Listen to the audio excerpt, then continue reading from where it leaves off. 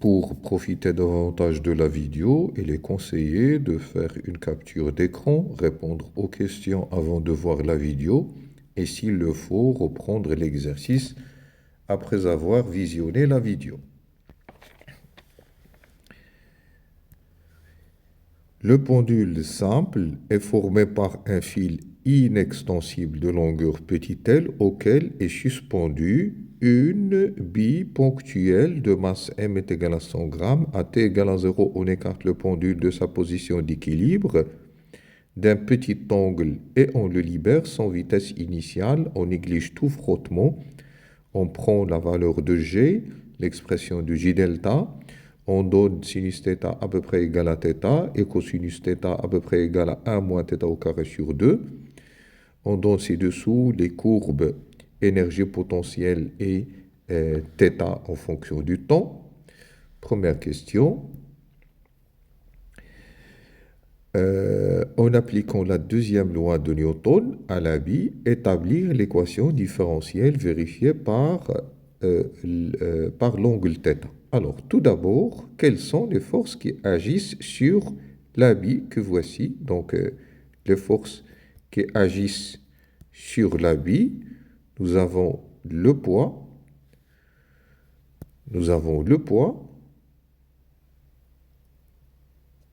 et nous avons la tension T du fil qui est orienté vers le centre.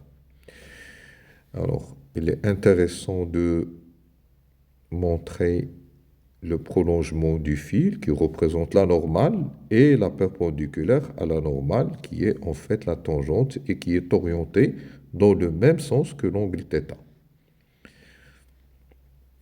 Donc, la deuxième loi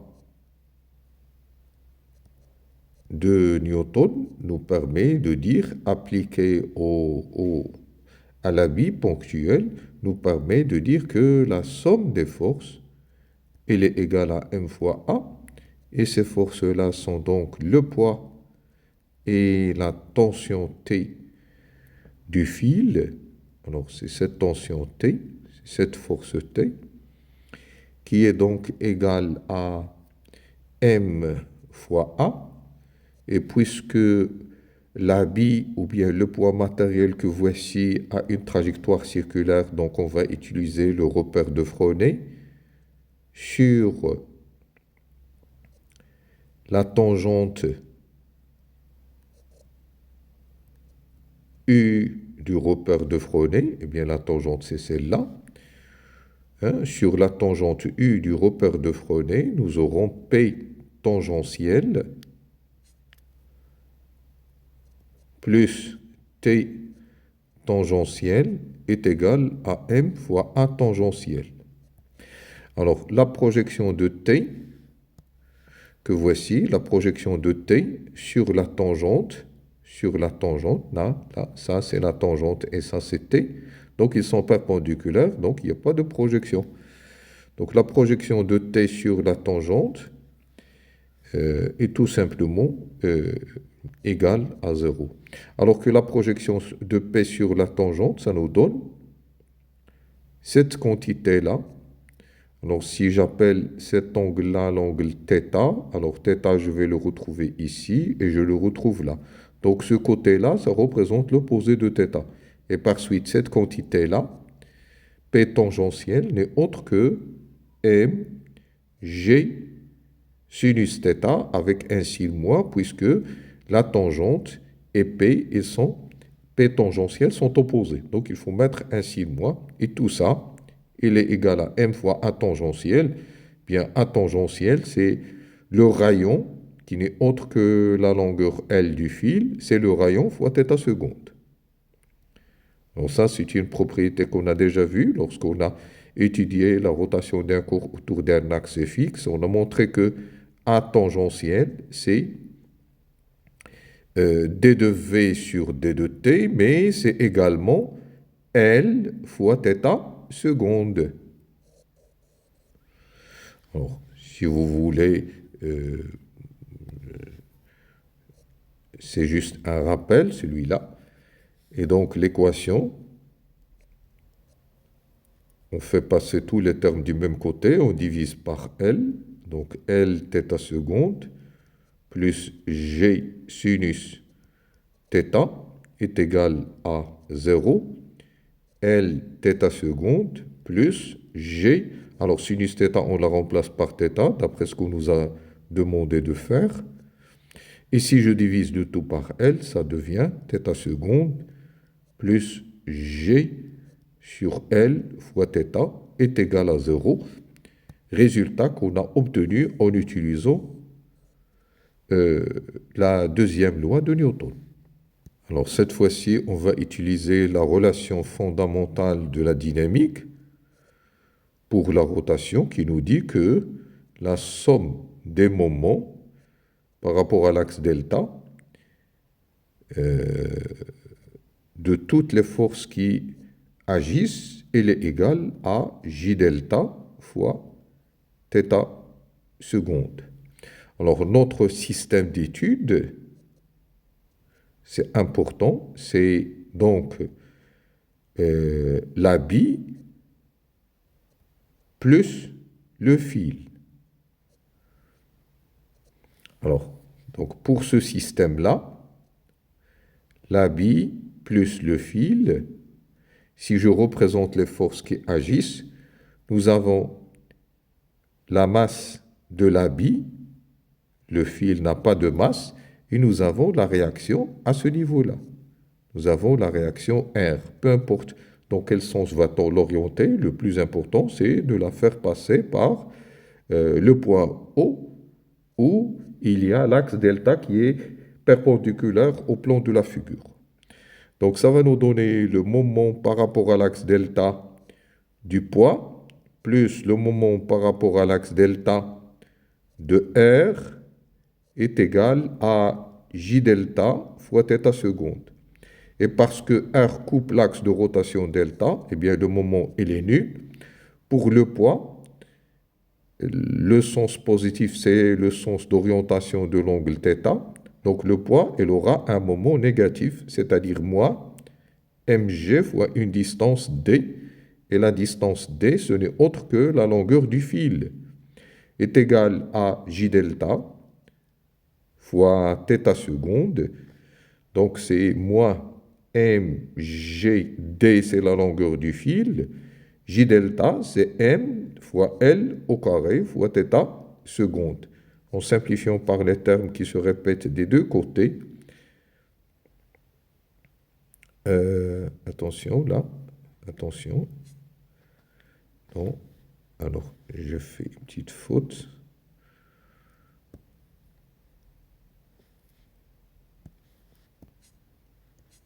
Alors pour cette distance d dont on parle, la distance d c'est quoi?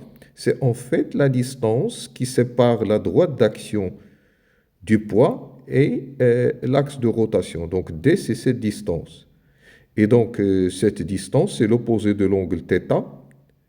Et ça donne donc moins mgd, c'est en fait la longueur du fil, petit l, fois sinus θ, puisque c'est l'opposé, est égal à J delta. J delta c'est ml au carré fois θ seconde.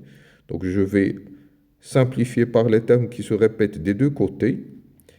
Et en même temps on remplace sinus θ par θ, donc ça devient moins G θ est égal à L θ seconde. Si vous faites passer tous les termes du même côté, ça donne θ seconde plus G fois θ. En même temps, vous faites passer tous les termes du même côté et vous divisez par L.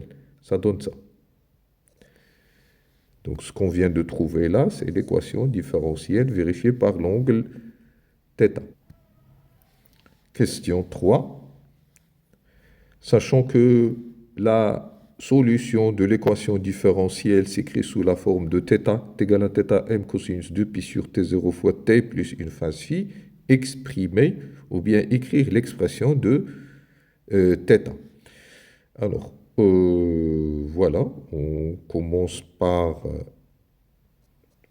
rappeler la forme générale de θ. D'après ce qu'on nous a donné, c'est θ m cosinus 2π sur T0 fois T plus une phase phi. Alors, θm,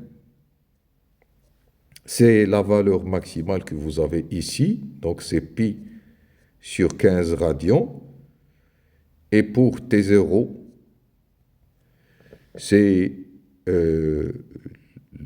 la quantité que vous avez là, d'ici là, c'est la période T0. Alors, T0, c'est l'abscisse de ce point-là. Alors là, vous avez 1, et là, ça doit être donc 2 secondes. T0 est égal à 2 secondes d'après la figure. Reste à déterminer la phase phi. Je dois considérer les conditions initiales. À l'instant t égale à 0, θ à l'instant t égale à 0, il est égal à, d'après la figure, il est égal à θm. Hein? Donc, parce qu'à l'instant t égale à 0, eh bien, ce θ-là, il est égal à cette valeur. Parce que la courbe, ça commence de cette valeur-là. Et cette valeur n'est autre que θm. Donc, t est égal à 0, θ.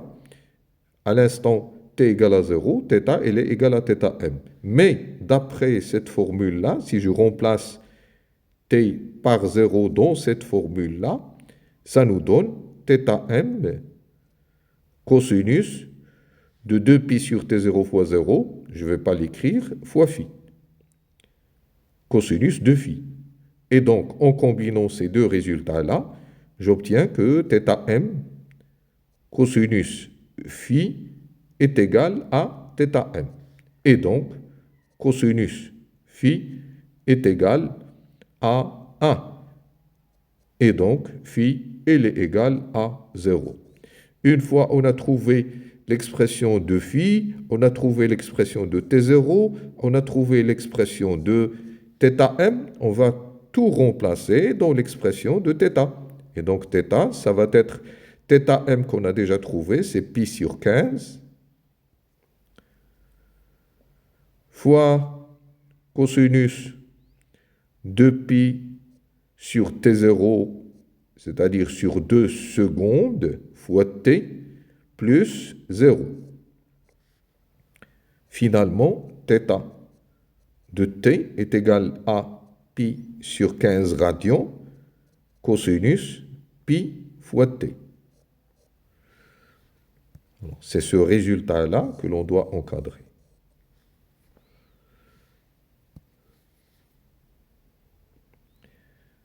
Calculer l'expression de θ, l'expression numérique. C'est ça l'expression numérique. Hein?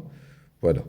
Alors, à la limite, on peut ajouter que θ, on peut le mentionner entre parenthèses, θ, il est donné en radians. Quatrièmement,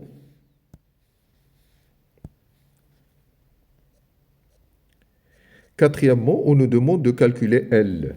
Alors, pour calculer L,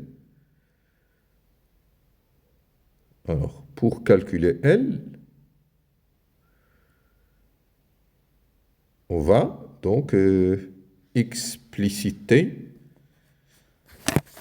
puisqu'on ne nous a pas demandé de démontrer l'expression de T0, on a donc le droit de l'utiliser directement, hein, puisque vous avez trouvé, on a trouvé que θ seconde plus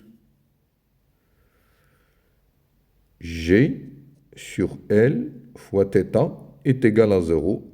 Et à partir de là, on peut dire que T0, il est égal à 2pi fois la racine carrée de l'inverse de ce que vous avez ici, c'est-à-dire la racine carrée de L sur G. Et parce que vous cherchez à calculer L, on va tout élever au carré, donc T0 au carré sur 4pi au carré est égal à L sur G. C'est-à-dire que L est égal à G T0 au carré sur 4pi au carré.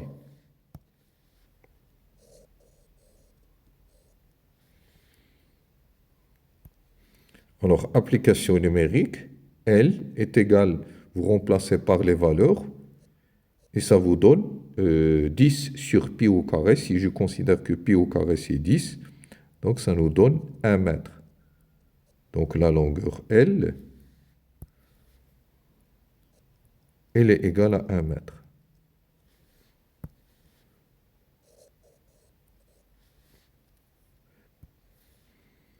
Alors, la question qui suit, cinquièmement, quelle est la valeur de l'énergie mécanique du pendule? Alors, nous savons que l'énergie mécanique, elle est égale à l'énergie cinétique maximale ou l'énergie potentielle maximale, ça dépend de ce qu'on a. Eh bien là, on nous a donné l'énergie potentielle, donc on va dire que c'est l'énergie potentielle de pesanteur maximale. Et l'énergie potentielle de pesanteur maximale, je vais compter juste les divisions. 1 division, 2 divisions, 3 divisions, 4 divisions, 1, 2, 3 et 4. Donc, j'ai 4 divisions que l'on va multiplier par 5,5. Tout ça, c'est en millijoules. Donc, 4 fois 5,5, c'est 22 millijoules. Ça, c'est l'énergie mécanique. 22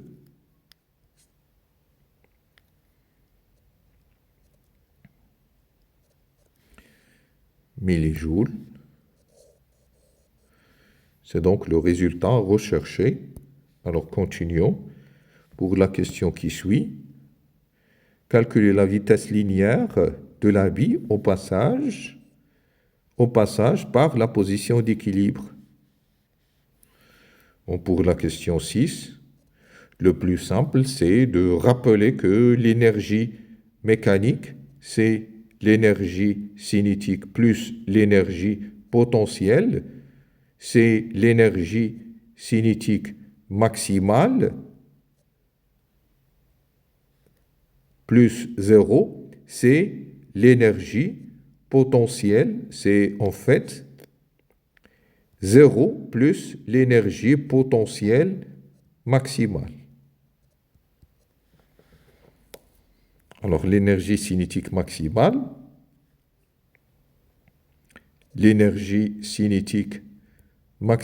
est donc égale à l'énergie mécanique qu'on a déjà calculée. Et l'énergie cinétique maximale, c'est 1 demi mv au carré maximale est égal à l'énergie mécanique. Donc la vitesse maximale est égale à 2 fois l'énergie mécanique sur m en racine carrée. C'est 2 fois 22 10 puissance moins 3 sur la masse m, c'est 100 grammes.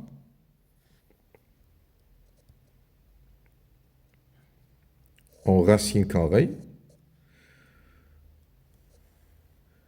Donc, ça doit donner quelque chose comme 0,66 mètres par seconde. Ça va être la vitesse maximale que l'on doit encadrer. Voilà, c'est tout pour cette vidéo.